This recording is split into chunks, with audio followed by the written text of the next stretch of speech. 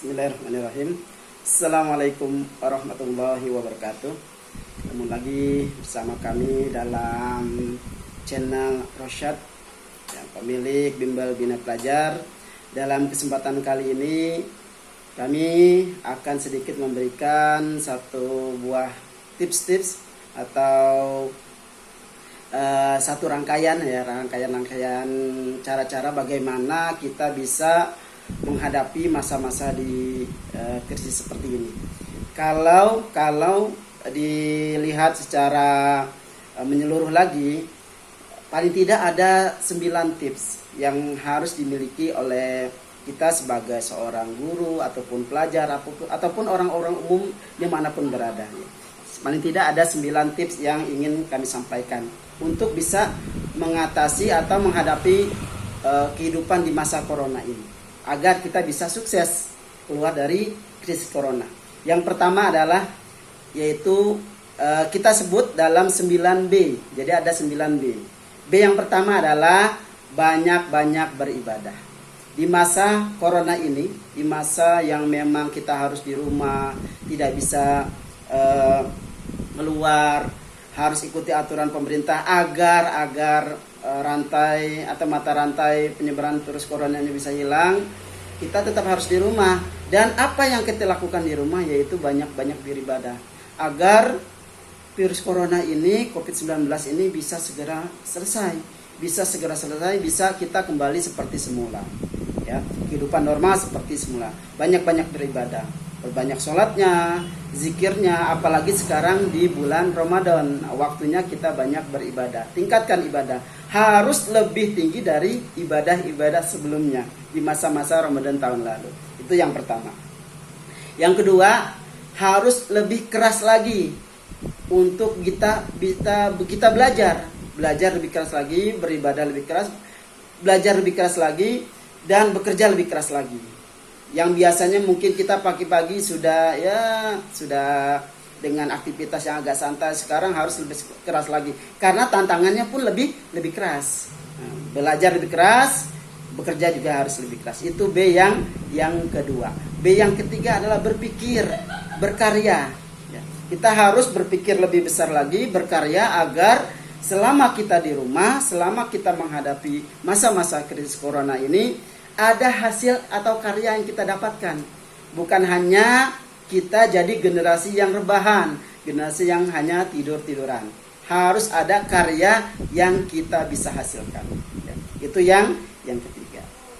Nah, yang keempat adalah melakukan inovasi, terobosan, ataupun apapun bentuknya. Di mana kita yang telah lama di rumah, kita bisa jenuh, kita bisa bosan, tetapi kita bisa hilangkan kejenuhan dan kebosanan itu dengan adanya kreativitas, kreasi, inovasi, apapun bentuknya.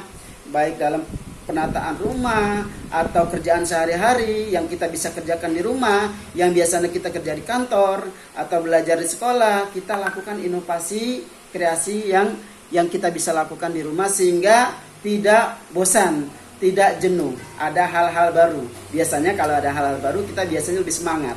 Itu B yang keempat. B yang kelima adalah berani mengambil sebuah keputusan penting. Misalnya dalam satu permasalahan atau dalam hal keputusan untuk kita melakukan sesuatu yang memang jadi pertimbangan-pertimbangan, kita harus bisa mengambil keputusan, berani mengambil keputusan, ya, terutama keputusan yang baik. Yang kelima adalah yang keenam. Tadi yang kelima ya. Yang keenam adalah kita harus selalu bersama dengan keluarga. Ini waktunya kita bersama dengan keluarga. Yang bisa jadi sehari-hari kita kerjaannya di luar atau ke tempat kerja, harus keluar. Sekarang kita waktunya bersama dengan keluarga. Kita bisa beribadah bareng, kita bisa makan bareng, dan selalu bisa bersama-sama, ya. Ciptakan keharmonisan keluarga. Rumahku surgaku, baiti jannati. Yang ketujuh, lakukan pembelajaran, ya. B yang ketujuh adalah belajar dengan sesuatu yang ada. Misalnya contoh, ya, kita ada di rumah, paling tidak interaksi kita kan sekarang secara online, tidak bisa offline, tidak ketemu langsung. Nah, kita lakukan pembelajaran dengan internet, ya, daring, dalam jaringan, atau pembelajaran yang sifatnya online. Apapun kita bisa pelajari, kita pelajari sesuatu, bisa dari Facebook, bisa dari YouTube, kita dari Instagram dan medsos lainnya. Dari YouTube apapun kita cari ada, di Google apapun kita cari ada. Jangan sampai waktu terbuang begitu saja. Harus kita lakukan pembelajaran, belajar atau mencari ilmu dengan sebanyak-banyaknya dari media yang ada. B yang ke-8 adalah berjejaring sosial. Artinya kita bisa bersilaturahmi. Yang selama ini mungkin silaturahmi kita dengan datang langsung ke rumah, dengan ketemu langsung, tetapi karena memang adanya aturan pemerintah, ya, jaga jarak, tetap di rumah, kita lakukan, tapi tidak langsung memutus silaturahim. Kita tetap bisa bersilaturahim, yaitu dengan cara berinteraksi secara sosial lewat WA, lewat Facebook dan lain sebagainya. Dan yang terakhir, B yang ke-9 adalah berolahraga, di mana pada saat-saat sehari-hari kita mungkin ya kita terlalu banyak aktivitas lain, waktu kosong kita lakukan olahraga. Bukan berarti olahraga berat, ya, apalagi yang usia-usia sudah di atas 40, olahraganya disesuaikan, tapi tetap berolahraga agar jasmani kita kuat, jasmani kita sehat, di samping rohani kita juga pun harus kita jaga. Mungkin itu 9 tips yang bisa kami sampaikan, mungkin barangkali bermanfaat untuk saya pribadi dan untuk pemirsa sekalian. Mudah-mudahan bisa bermanfaat yang sedikit ini. Sampai jumpa.